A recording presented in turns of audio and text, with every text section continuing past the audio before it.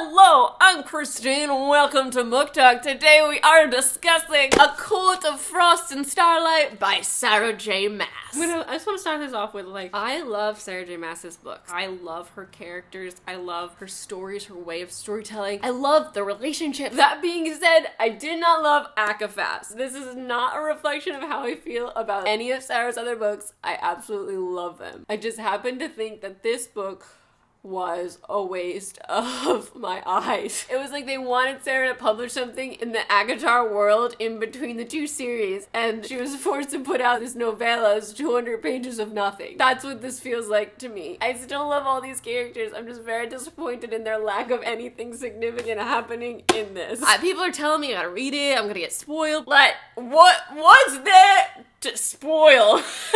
Now, I don't want to spoil you by saying there was nothing to spoil. I guess that is a mild spoiler, but there's nothing really to spoil. That is, unless you haven't read ACOTAR, ACOMAF, and ACOWAR. I can see where Sarah wanted to know the stuff that's happening in here just for herself, but we didn't really need a book to learn it. I mean, it was fine, and I read it, but I didn't love it because I wanted, a thing. All Sarah's books have, pow, boom, pop, pop things. And A Court of Frost and Starlight. Oh, you know what? Stop watching now if you haven't read the ACOTAR series, because that's what could be spoiled right now. I went into this book, this novella, hoping for some glorious Feyre smut, Feyre cutesy moments, and then Nastasian. I'm there for some Nastasian moments, right? And that's not what I got. I think the first 100 pages, I got nothing. Rysand and Feyre were in separate places. We see from lots of different point of views, but sometimes those point of views kind of felt out of place. Yeah, it's hard to talk about this without spoiling it, but just general consensus. I was there for Feyre, and by the time I got some Feyre smut, I was frustrated because we were at the end, and I was already mad at it for not having been full of just Feyre and Nastasian, and not that I was expecting Nastasian smut, because that story has yet to come, but just a kernel, a love kernel of Nastasian. If you were expecting it in here, it's not, so don't go in there with this hope. I am so excited for Sarah's new series and everything else that she writes, any other full books, but this is why I usually don't read novellas, because they just be letting me down. This felt like, I don't know if you remember, if you were there when the first Magnus Bane Chronicle came out. I read it and I was like, what is this? And I made a review. I was just so disappointed. I'm gonna give ACOFAS a B-, because it's really just not what I wanted from a novella with Rysand, Feyre. It's nice to have for my collection, but do you need to read it? No. I'll go into all the things that I learned from A Court of Frost and Starlight, so you can learn them too if you don't want to read it. If you want to read it, go for it, have fun. It's the winter solstice. Feyre and Fam are getting ready to celebrate Christmas together, and everything's unsettled after the war from the end of ACOWAR. Now I'm gonna go into spoilers, so goodbye, non-spoilery folk. Goodbye.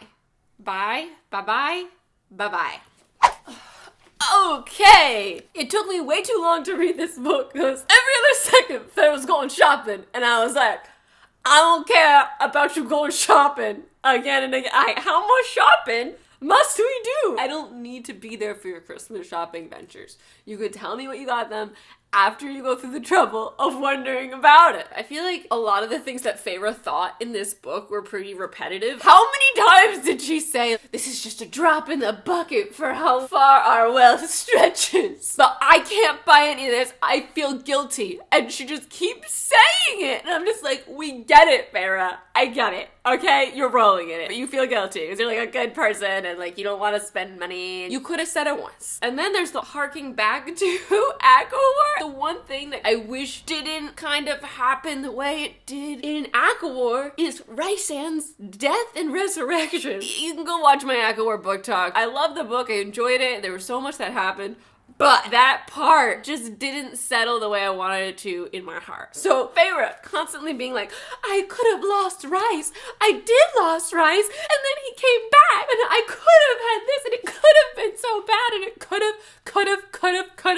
And she just keeps talking, and I get it. She could have said it once, and we would get it every time she kind of has that feeling, when the feeling clangs through her. There's a lot of clanging, too. I didn't need to hear every time something clanged the violin story about Rysand resurrecting, dying, and then coming back to life. Because the fact of the matter is, Feyre, he didn't die. He's there, and I don't see any repercussions. I thought maybe he wasn't actually gonna be fully there, but he's there. He's just Rysand. He's here. He's fine. He's great. Just hint to it, and we get it. It's too much in my face. Another thing I was expecting out of ACOFAST was to find out that Feyre's preggers. We do learn that she's ready to have a baby. Rysand gives her this whole new house to make for their growing family so everyone can live together. But nothing really happens. She doesn't get pregnant. It ends with a nothing. What else do we learn? Feyre is getting back to her art, and she's gonna open up a studio for like art therapy that's free for everyone because everyone's going through a really tough time because there was just a giant war and they lost a lot of people and it was very traumatic, and it's a great thing. She made a new friend. She gave art to people for Christmas. She painted the beast inside her that was in the Oberos mirror, and that was her gift to Rhys, and I was like,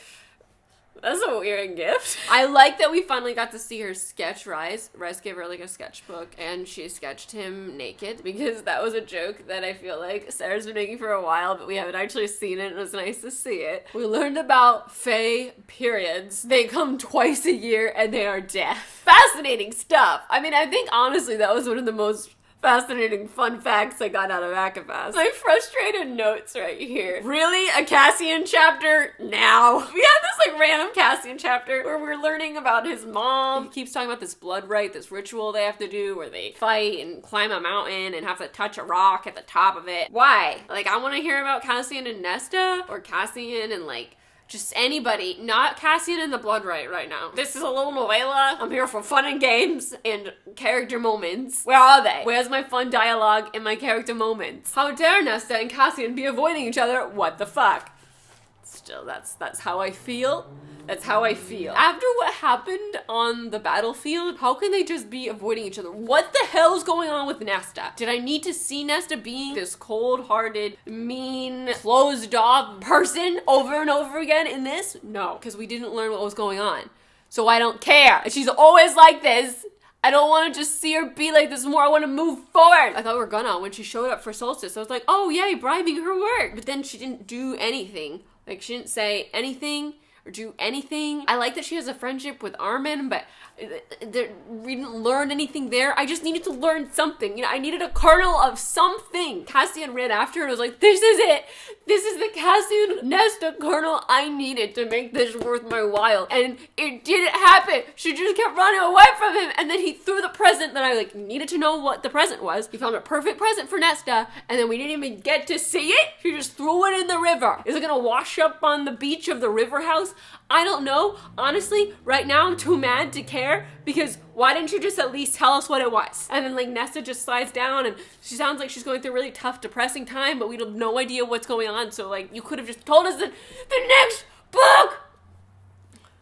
Fine, I'm fine. Nesta being terrible was extra annoying in this because Nesta had made progress, seemingly a little bit of progress in ACOWAR. I want to see her arc. My other notes, why is Nesta living alone in a shitty apartment? She's punishing herself or something, and she's so mean that I almost don't care, but I really ship Cass Nestian, so I do care, and it's annoying.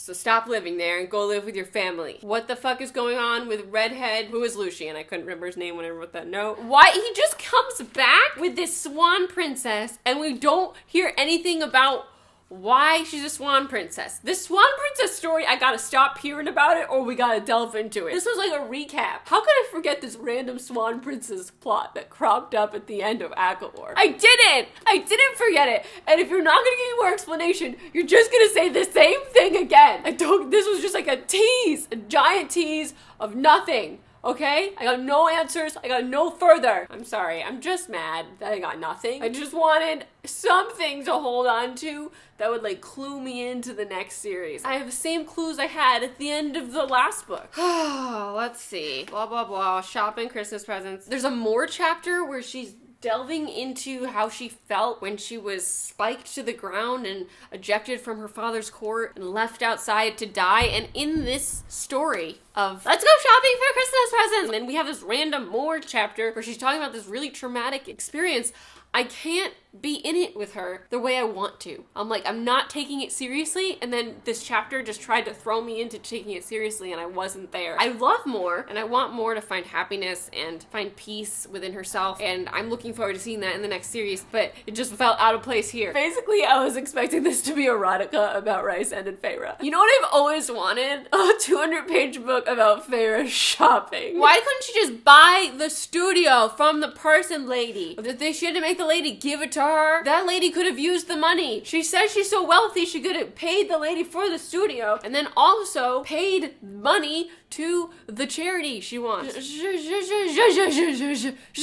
Sorry, I'm mad at Feyre. I felt like also there was an excessive amount of talking about the weather in this book. Like, it's so cold. Oh my god, I couldn't even dream of spreading my rings in this cold. I'm so bundled up. I want a scarf. It's cold. Did I mention it's snowing? Aziriel and Elaine have eyes for each other. We already knew that. It was kind of a little bit more confirmed, and I like that. That's something that I liked in this. I enjoyed the Aziriel-Elaine moments. I'm shipping them. I really love when she gave him a present, and it was for his headaches, because everyone gives him headaches. Top 3 moments of ACOFAS. That was one of them. The other one was when Rysand mentioned that he took Feyre in the air one time because they haven't been able to see each other enough, and he just couldn't help himself. So in the air. Whoa. There's no... What? And my third favorite moment was when we found out that Rysand's mom made all the dresses that Feyre wears. I think that's the only one where I almost got choked up, where Rysand was like, she would have loved you, and then Feyre was like, I would have loved her. I think that was all my thoughts on ACOFAS. I didn't really think that this is a necessary read, but I think all of Sarah's other books are necessary, and I am now going to read Tower of Dawn, and I'm very, very excited about it. Oh, we learned one more thing, I think.